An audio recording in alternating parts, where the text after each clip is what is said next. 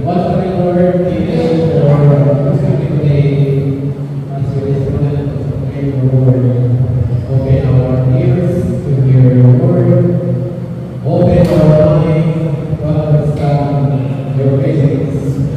And open our hearts to receive your presence.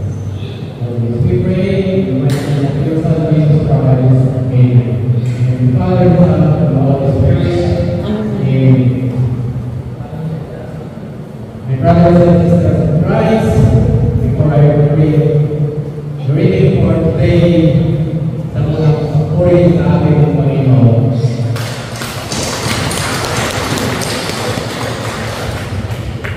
Kindly open your Bible, my brothers and sisters in Christ, from the letter of St. Paul to Ephesians, chapter 4, verses 17, 20 to 24. Ephesians chapter 4, verses 17, 20 to 24.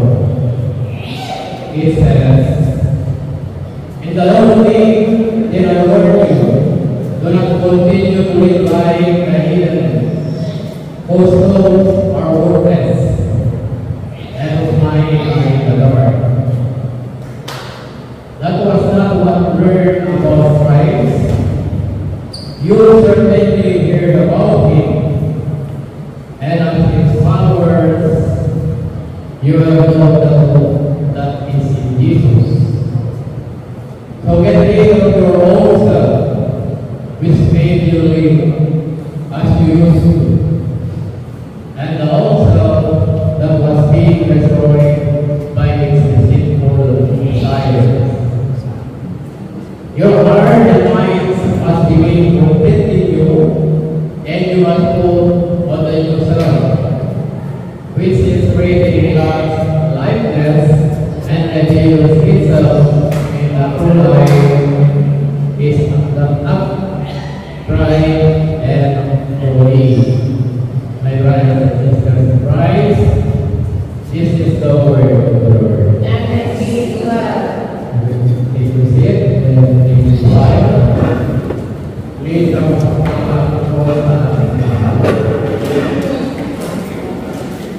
Maka by Kristo, lumamig ito sa Biblia. Para tayo po yung first reading, second reading, and the gospel. The Holy Spirit reveals to me to take the second reading. When I was reading the second reading, the letter of St. Paul in Ephesians, my brothers and sisters in Christ, there is two verses that come in my mind.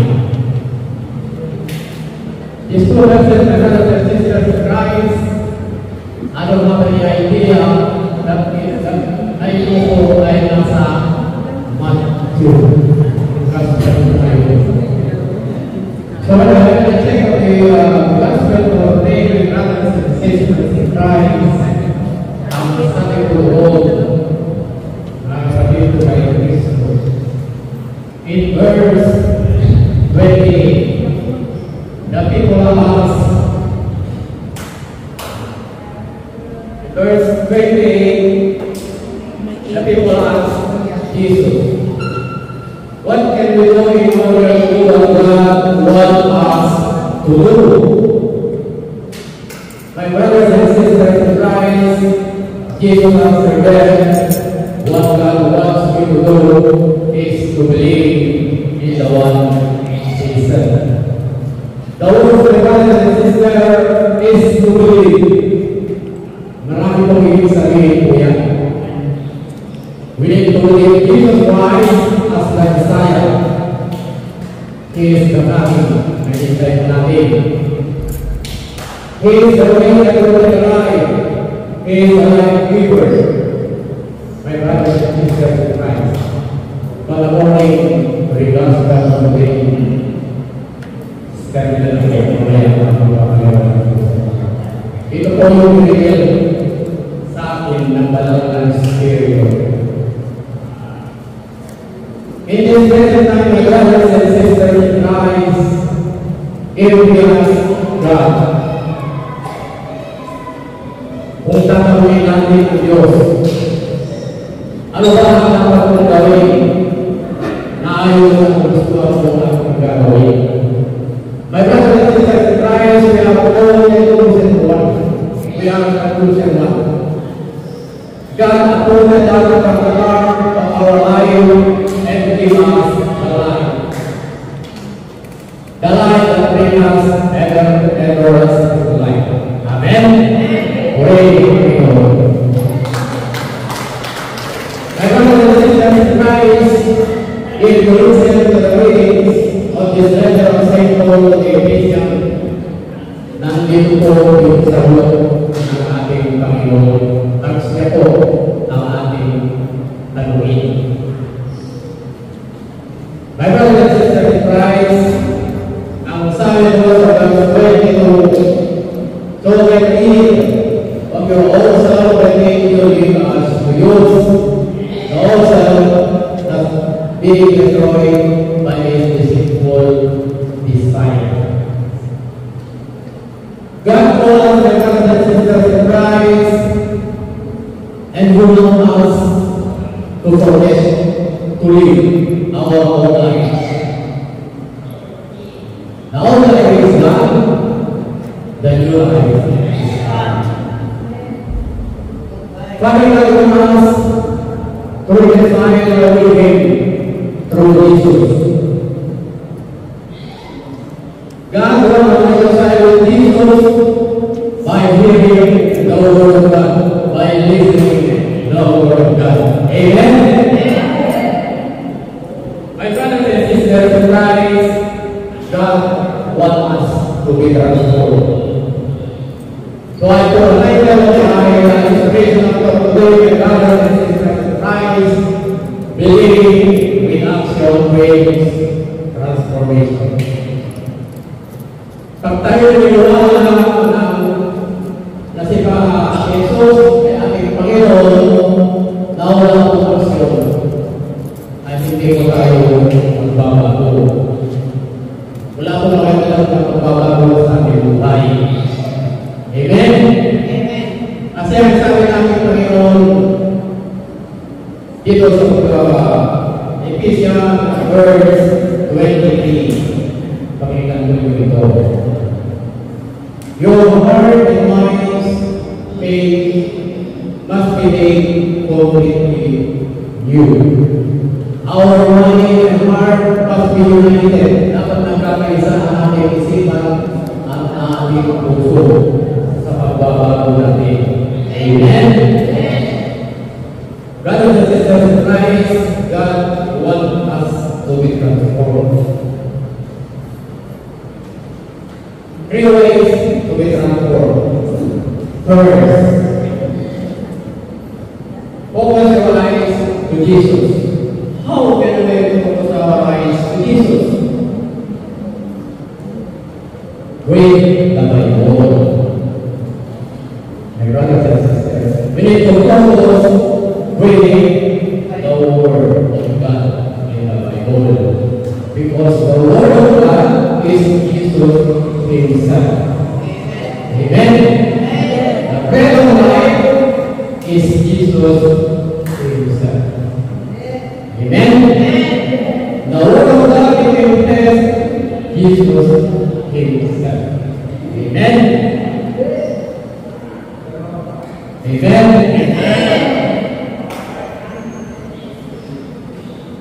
Second, meditate. Meditate the Word of God day and night. Paninilayan natin ang salita ng Diyos araw-gabi.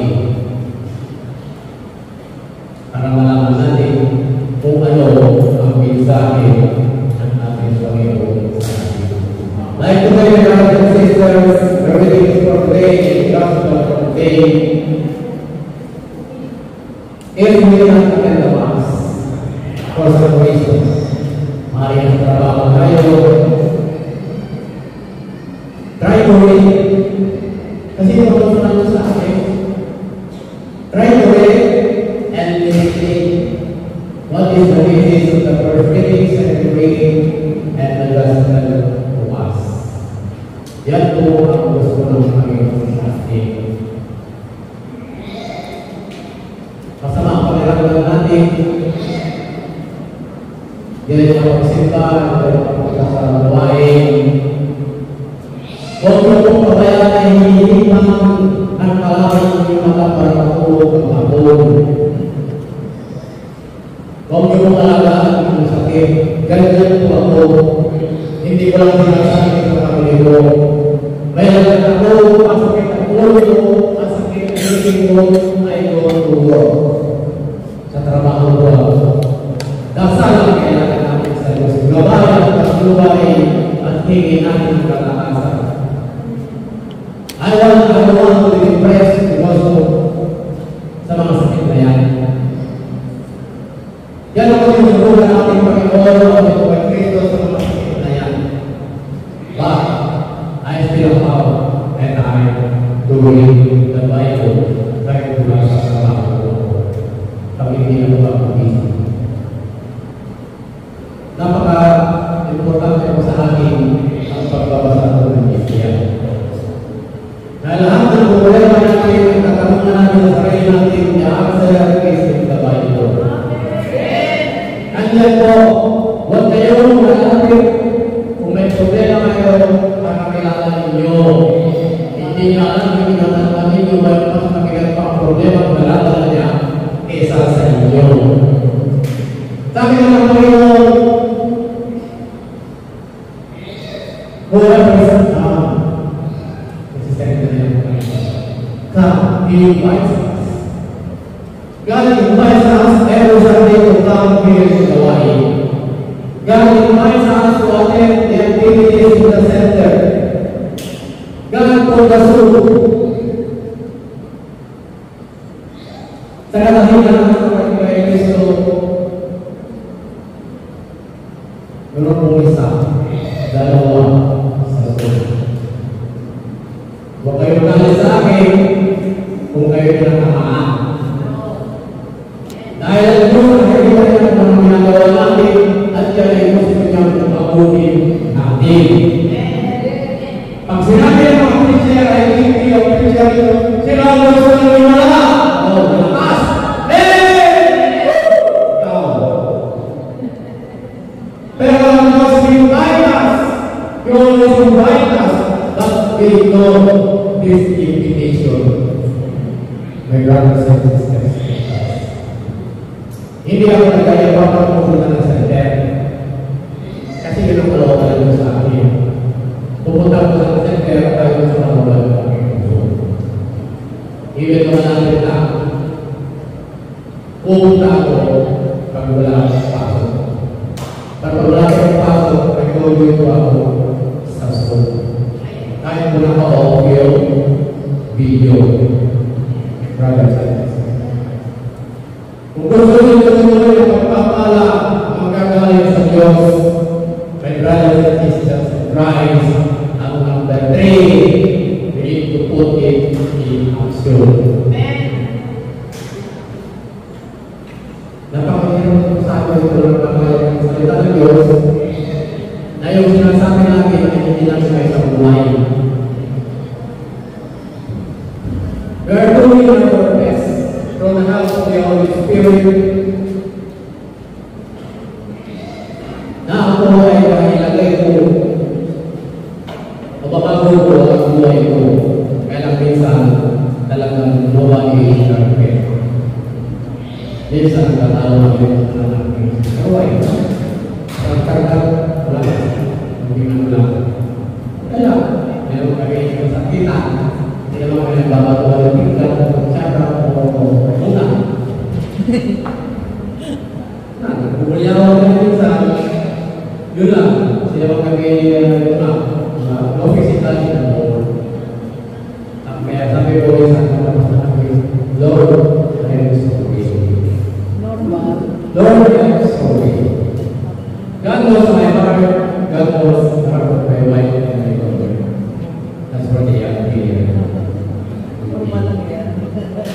My brothers and sisters, Christ in Ephesians chapter 4, verse 31 and 32. Ito po ang gusto ng Diyos sa atin. Ano po tayo ay makalapit sa Kanya as He always invited us in this gospel. Get rid of all bitterness, passion, and anger. No more shouting of the soul, no more hateful of feeling of any sort. Instead, ito ang gusto ng Panginoon. Instead, be kind and tender-hearted to one another and forgive one another, as God has forgiven you through Christ. Forgive, the word forgive. We cannot get closer to God when we don't forgive. This forgive, ang pagpapatawad, ang hindi pagpapatawad, yan po ang nagpaparang sa daan natin malapit na Yesu Cristo. Hindi po tayo mamalapit yan sa Kanya. As written in the Bible, if you don't forgive, the Father in heaven will not forgive you. Share. Ipakilala ko sa akin, yung pinsal ko, magkakalis na ang pinsal niya. For how many years? They have been alive. Nandun na nagkakalit. Nung nauna yung isang umalis, kinuha ni Lord, kung nahulimig ang patawaran ng Panginoon. Sabi ko, wala sa isaya. Hindi ka na maririnig niya. Diyos na ang bahala sa kanya. Hinahirapan ko yung tao. Ngayon, wala siya sa pagmamahimig ng tao. Forgiveness is very important. Sabi ng Panginoon. The brothers and sisters in Christ, let our minds and heart be made completely new, which is created in God's likeness. Amen? Thank you, my brothers and sisters.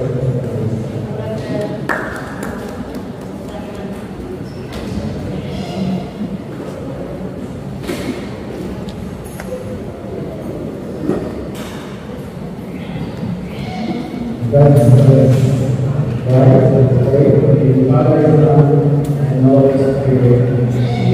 Lord, salamat po sa iyong makita sa ating pagkakas sa amin. Kasi po yung tulungan sa amin sa isipan, sa ating puso, dahil nagpasturon na ating sa buhay, sa ating kailangan sa iba. As to you, Lord, na hindi mo kami na buhay at patuloy natin ang buhay na tutulong ko sa amin bilang tutulong sa iyo kawalan. For this we pray in the name of your Son, Jesus Christ. Amen. Father, Son, and Holy Spirit. Amen.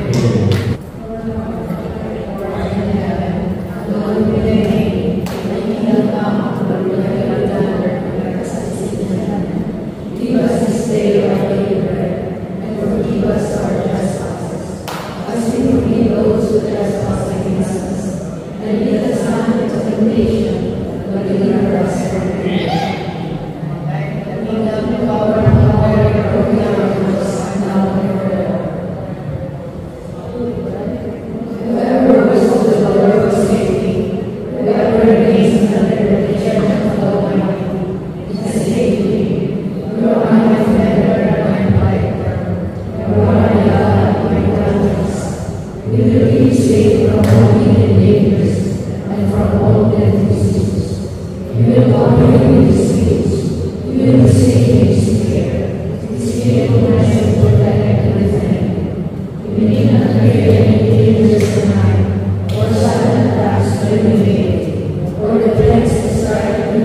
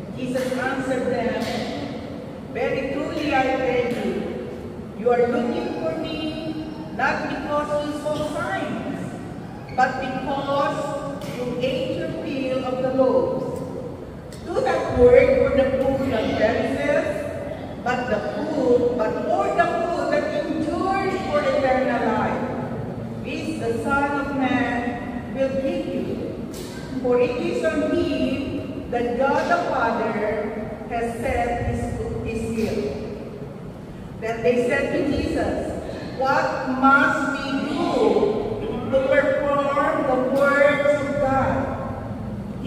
answered them, "This is the word of God, that you believe in him whom he has sent."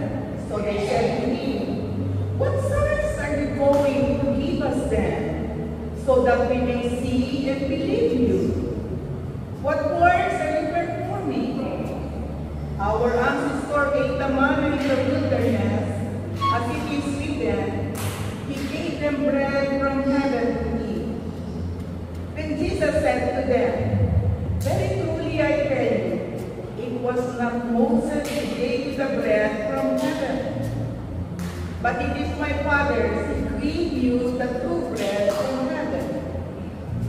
For the bread of God is that is come down from heaven and gives life to the world." They said to him, "Sir, give us this bread always."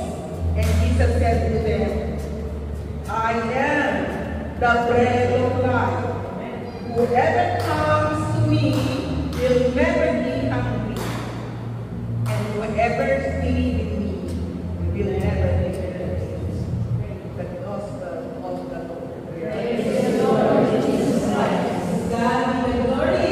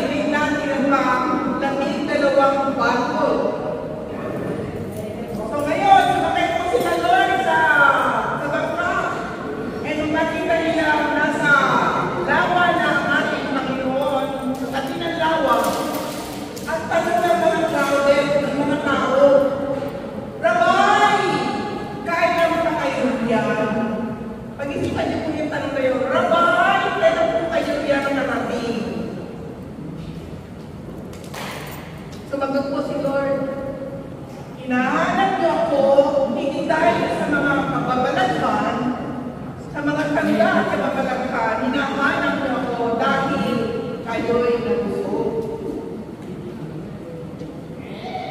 Para po kayong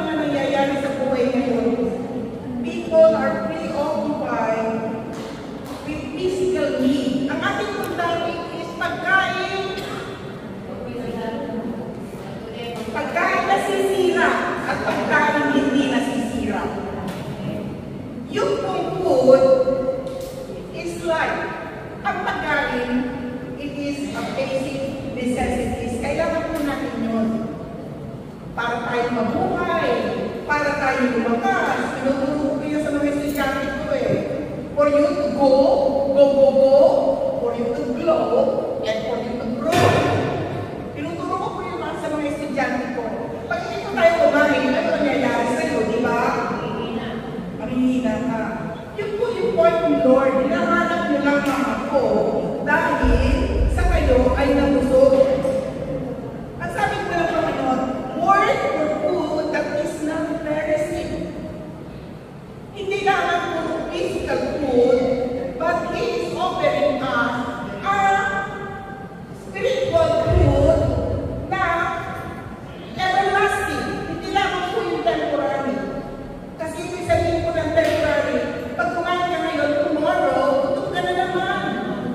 So ang gusto ni Lord, hanapin, work for food that is not perishing.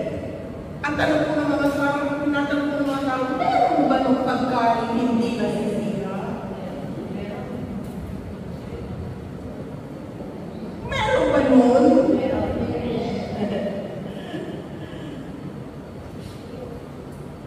Meron bang pagkain hindi nasisira? Kasi, dalawa po yun. Isang temporary at yung isang po ay everlasting. At tinutukoy ko dito ay si Jesus. Kaya sabi niya, ako ang pagkain ng buhay. This is ang pagkain, life din yun. Pero ang sabi niya, ako ang pagkain ng buhay. So, ano dapat namin gawin? Tinatanong nila sa Jesus, ano dapat namin gusto namin makakain niya pagkain hindi nasisira? Meron po 3 points, mga kapatid, that I want to leave it today.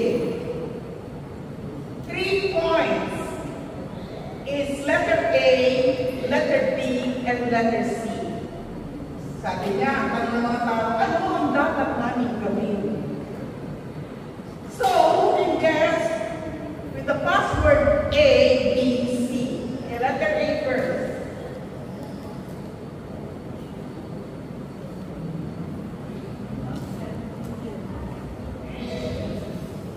Sino yan? Sister Mina. Accept! Tama! Sabi niya, ang tinapay ng buhay. Sinasabi ni Jesus, ako ang inyong kailangan. Hindi lang ako si Jesus dahil ikaw ay nabusog. Hindi lang ako si Jesus na nag-o-open ng pagkain sa iyo at ikaw ay nabusog.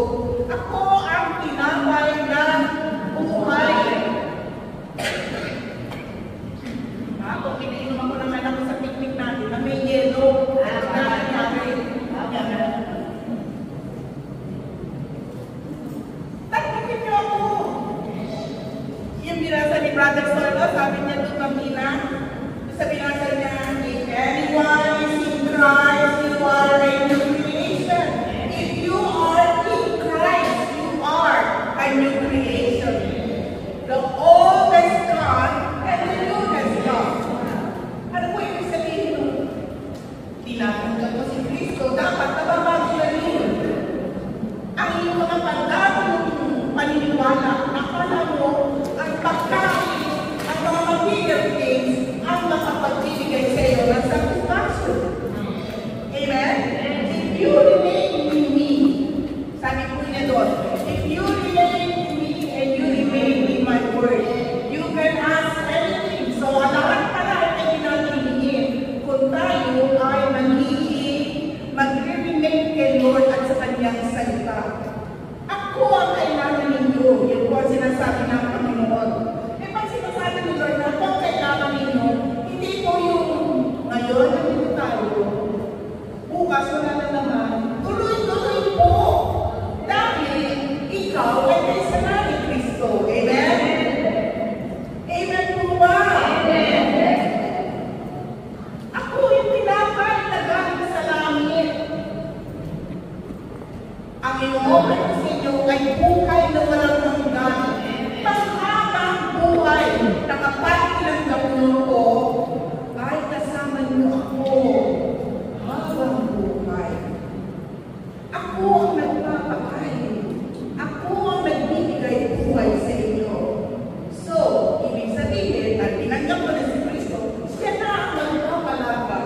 inyong buhay. And that is true, mga kapatid. Lahat ng ating kailangan ay kayang matutunan ng ating Panginoon. Lahat ng ating inaasam is only Jesus can satisfy us. Amen? Kaya niya tugunan ang lahat ng ating kailangan. Bakit tayo mukhabang? Malabo na yung iyong mata, hindi ka na makabasa ng Biblia at saka ka lang magbabasa ng Biblia.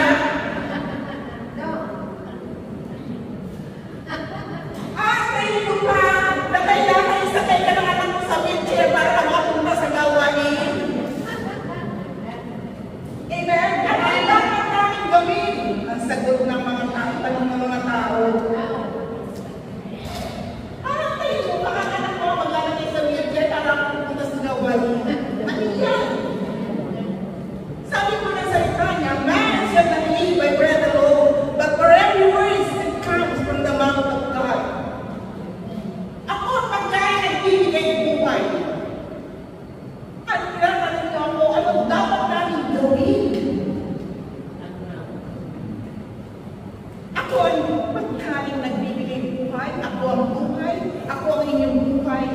Hahantayin mo pang uubot-ubot ka na at naka.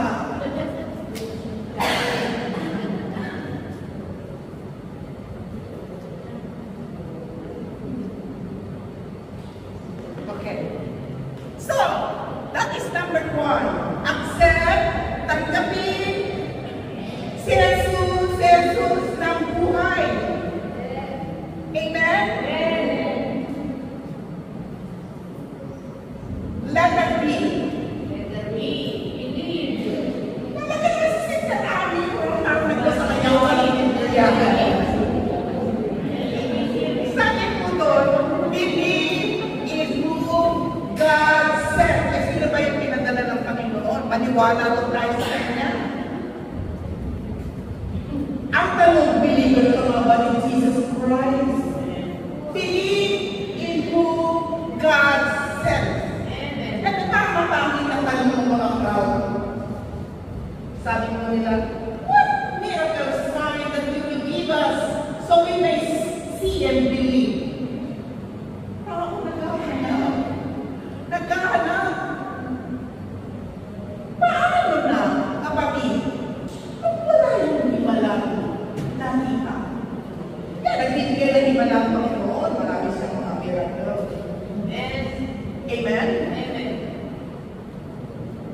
Ang sabi nga ng Panginoon, gumawa kayo upang magkaroon ng pagkain hindi nasisira at nagbibigay ng buhay na walang hanggan.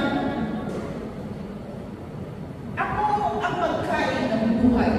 So kung siya ang pagkain ng buhay, ano yung susi?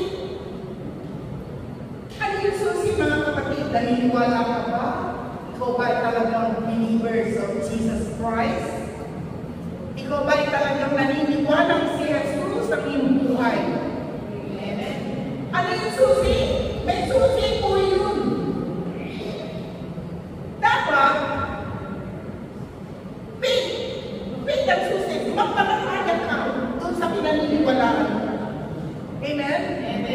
Ibig sabihin na sumasampalataya, naniniwala ka sa Kanya.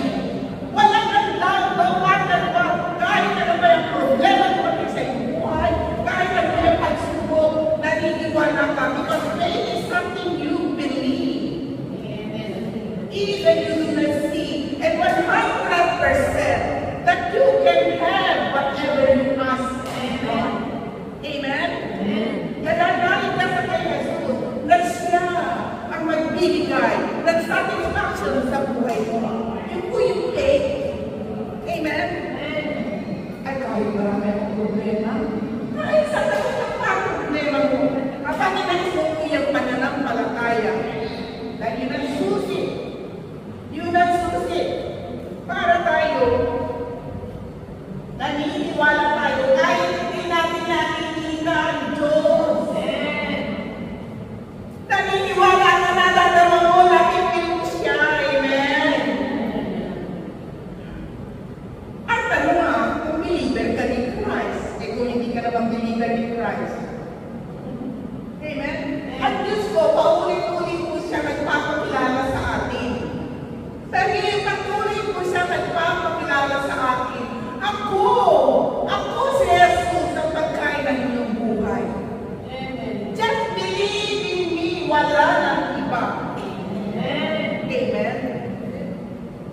Bigyan po ako ng testimony para hindi pa kayo natutulog diyan.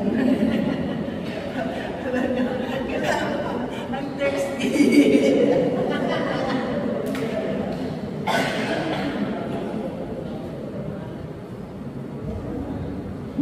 Nagpipit po natin, dapat pa ako marami na tubig. Ilang yelo naman ako, ito na pala ako. Ito si Sir. Believe in who God himself. That is number 2. Okay? And number 3 is, hindi pa na, sabi ko pala sa inyo, magbibigay ako testimony. Testimony. Diba? And 5 years ko sa Pilipinas. Attend ko ng attend. Kasi pinaka-attend ako. Ako po yung, yung attend. Sasaya ko ako, pero ayaw ko na nakapilalagyan ng posisyon. Ayaw ko naglalagay ko yung lang ng sabi na magtayo tayo ng gawain sa bahay mo. Ayaw ko yun. Ayaw ko basta gusto ko attend ako ng attend. Eh ngayon po, nilagay ako dito, sabi ko, nilagay ako dito sa tabi na dala ko na dito sa Montreal. Wala ko po akong alam sa theology. Wala ko akong alam. Pero alam niyo mo, minaranayan ako sasabihin sa inyo. Kung nag-give up ako noon, ay alam mo kung nasaan ang buhay ko. Kasi, little by little, kapag sinabi ko lang sa USA, Canada, na umating kayo doon, kasi po, yung po sa USA, Canada, may tutulog ko doon, mga theologian. Kaya, little by little po, hindi naman sila sabi ni Lord na isaksak yung lahat ng yung natutunan nyo dyan. Hindi po little by little, you cannot learn right away. Isang process po, mga kapatid. And it is an invitation of God to us. Gusto mo siyang kakilala, you want to know God more. Yung bumaba ka lang po pa, hindi yung umugot-ugot na ito, pumunta sa simbahan. Ay, gusto kong tanggapin si Kristo. Mali po yun. Habang may lakas ka pa, habang may nagagawa ka pa, open yourself to the Lord. Dahil siya yung buhay. Amen? Amen po ba?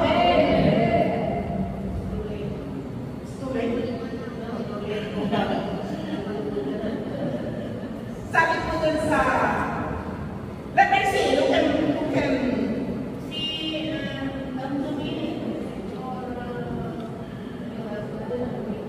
sabi po dun, whoever comes to me will never go hungry.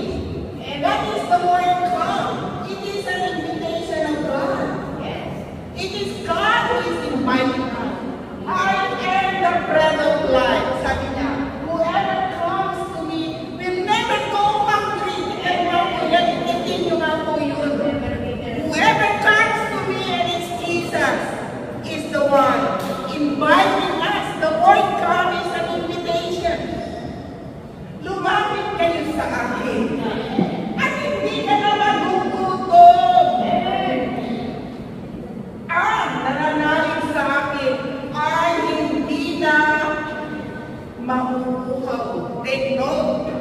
May sinabi po doon, kailanman. Hindi ka mahuhuhaw kailanman. Kahit 70 years old ka na. Mayroon ka pa rin magagawa. Amen?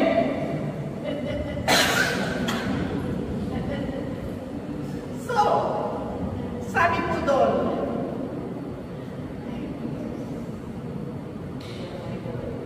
teka muna nga,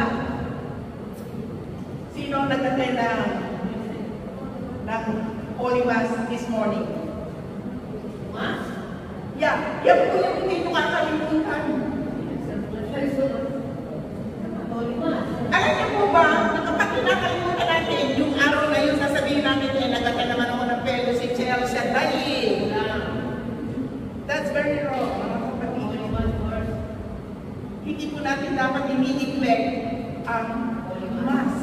Kasi sinabi po yun ng Panginoon, do this in remembrance of me.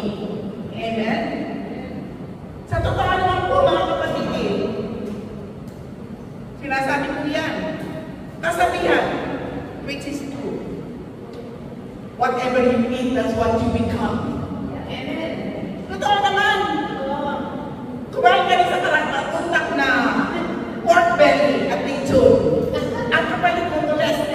pula. Kumain ka na sa katutak na ramang cake. Ang kapalit mo, diabetes. Amen. Whatever you eat, that's what you are.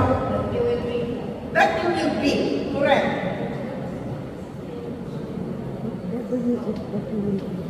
But if you eat the body and blood of Jesus, you become like Christ. Amen. Amen. Huwag na huwag po po itatakliran. Sasabihin namin, umagay naman ako lahat ng like tama na yun.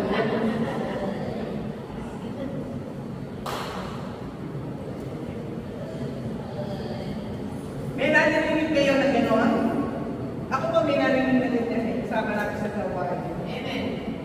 Sabi niya, wala na po siya, malis na po siya dito eh. Sabi niya, sister, bakit naman ako ng gawain? Tama na yun. Hindi po. That is very, very important sa atin po. Sa pagpasok po natin sa simbahan, there are two kinds. There are two. God is opening us to, how do you call that one? Dalawang bahagi po yung the liturgy of the word.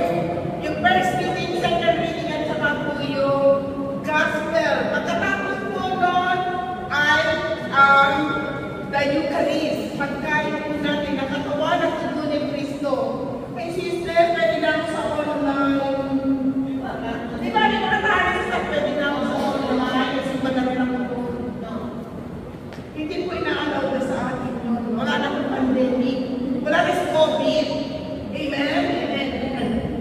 Invitation po yun ng ating Panginoon to come to Him, to receive His word, to receive the blood and the body of Christ. Amen. Ang sino mang lumalapit sa akin, hindi na magpuputol, hindi na maguguhaw. Amen. Bakit Sister Frida nasasabi mo yan? Kapatid, sa buhay mo, kapag may sakit ka, sino ba nagpapagaling sa'yo? Hindi ba si Jesus? Amen. Pag ikay wala ng pera, sino ba nagpipilan sa'yo? Sino nagbibigay sa'yo? Di ba ang Panginoon? Amen. Lahat. Wala kayang matutunan ng ating Panginoon ang lahat ng ating pangangailangan. Kahit ano pa ang inaasa mo sa buhay.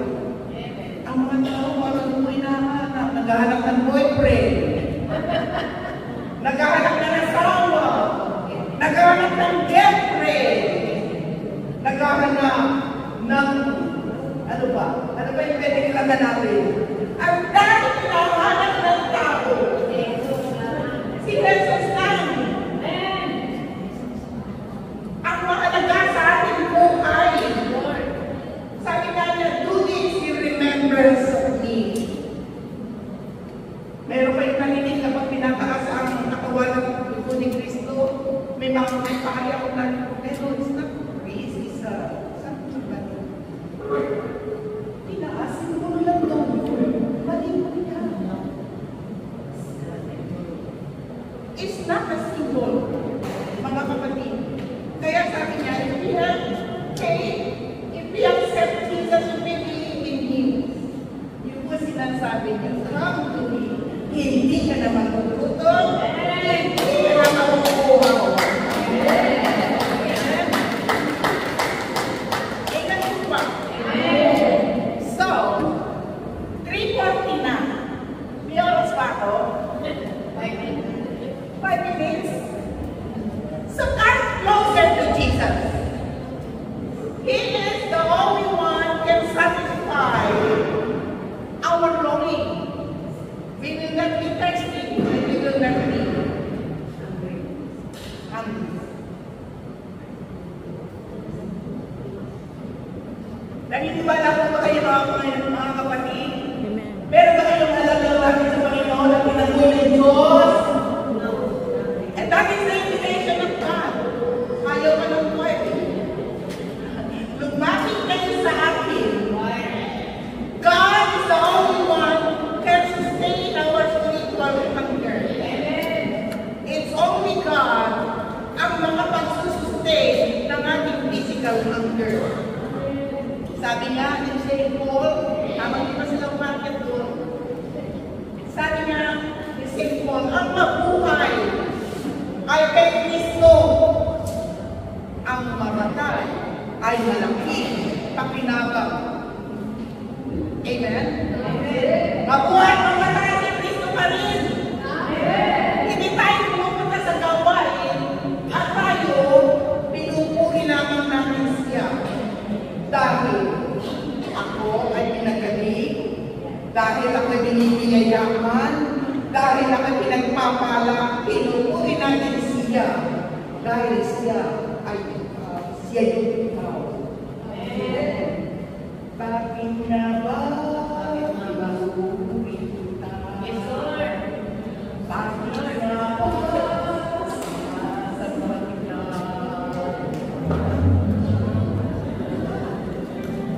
You'll never make their sin. Amen? Amen. Ang mamahalangin natin, it is the name of Jesus, the name that is above every name. Na siya ang binigay ng ating Panginoon sa atin, ang ating Diyos. Ang Diyos na nagbigay. God who sent Jesus Christ into our life. And sa oras po ito, Lord, kami po'y nagpapasalamat sa inyong salita, sa pagpapalang pakikinig na pinagkakaloob sa amin. Lord, na lahat po ng lahat ng ito, Lord, ay kayo po ang may kaloob sa amin, na kami po ay matutunan ang lahat ng aming mga pangangailangan at lahat ng aming inaasal, Lord God, maging buhay sa physical at buhay sa spiritual. Salamat po, Lord, na ikaw ay nagpapakilala sa amin. Oh, I want to know you more, Lord. We want to know you, Jesus. We want to know you.